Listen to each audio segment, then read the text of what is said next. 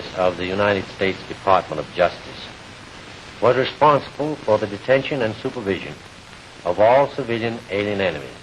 Women of the Immigration and Naturalization Service, in dealing with aliens of all nationalities, made possible the efficient functioning of the program. The filming of the Crystal City facility, which you are about to see, shows how men, women, and children, detainees of World War II, lived, worked, and played under traditional American standards of decent and humane treatment.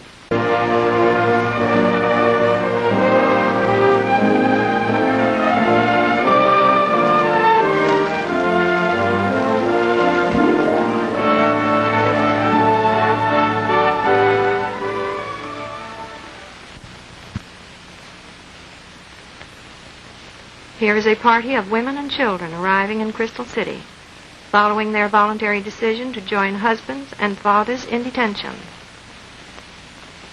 Practically all of the children and many women were American-born. A welcoming committee and band music. New arrivals and their baggage were examined by inspectors and matrons. Be safe, and detainees given receipts.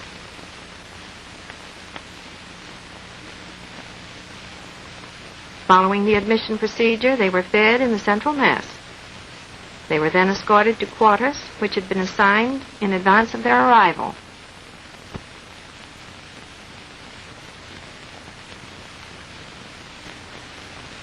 The sun shines practically every day in the year, with a cool breeze from the Gulf in the evening. Originally, it was a migratory labor camp of approximately 100 housing units, utility and recreation buildings. To provide for a population of 3,600, we added more than 500 housing units, school buildings, a hospital, administrative and maintenance buildings. We tripled the number of streets and extended electric and sewage facilities.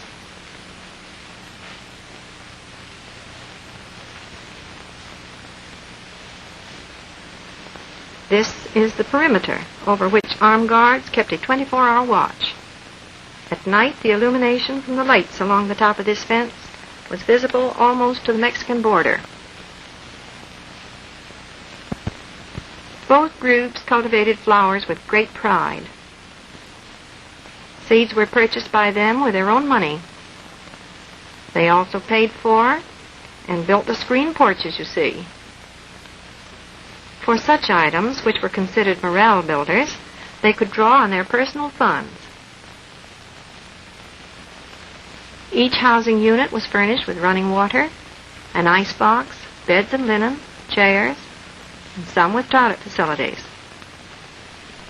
Community showers and latrines were located throughout the area.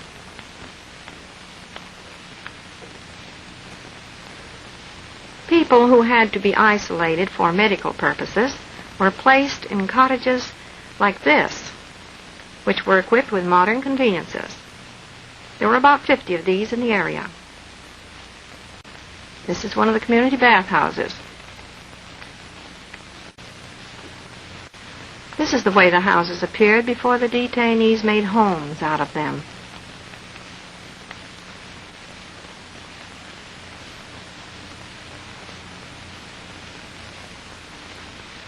There are the central administration buildings. Supervised repatriation movements, investigations, releases and paroles, allocated housing. Another important office was supply and procurement. Foodstuffs were checked into the supply warehouse and then rationed according to a formula based upon the normal needs and size of the family. Detainees were issued plastic money each month with which they could purchase these foodstuffs in the facility store. The system was economical and practical, as it was. Here is the mail truck being checked in. Used for security purposes, few limitations were placed upon the number of letters which could be sent or received. Mail was delivered to the Internal Security Office, where it was examined by German, Spanish, and Japanese censors.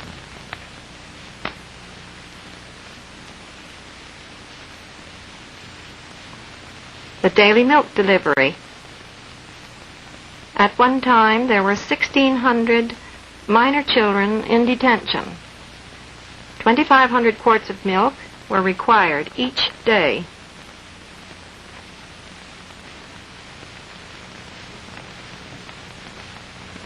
The grounds.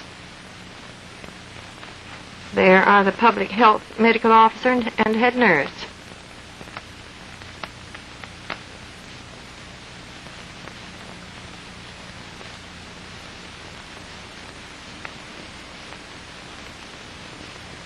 Ills were often imaginary, traceable to detention, the fence, the loss of freedom.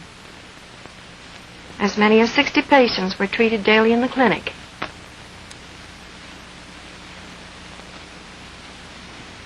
Japanese and German girls who were trained by the public health nurses as aides were faithful and dependable helpers.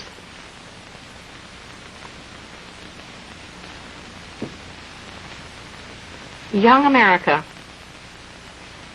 About 250 Americans were born in this hospital. This is the operating room. There were 5 detainee doctors in the facility, 2 of whom were Japanese women. Chinese exchanging the latest rumors and making calls.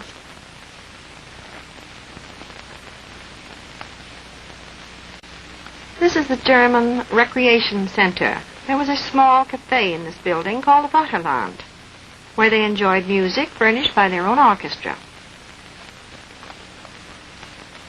The kindergarten was at one end of this building.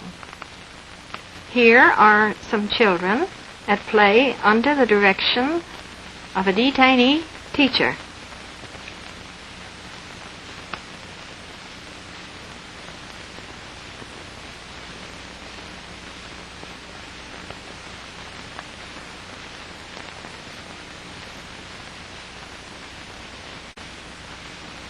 Here is the American Grammar and High School, which was accredited by the Texas State Board of Education.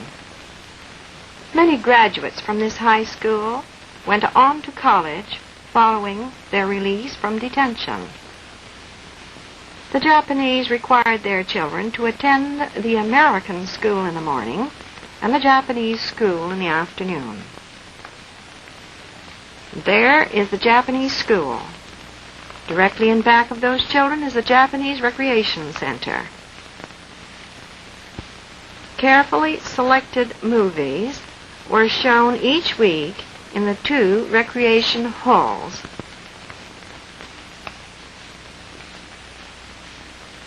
This swimming pool was originally an irrigation tank for the farm. Seepage of water in the vicinity of the tank caused mud holes and unsanitary conditions, so it was necessary to wall it in with concrete. This was done by the detainees at a cost to the government of about $2,500.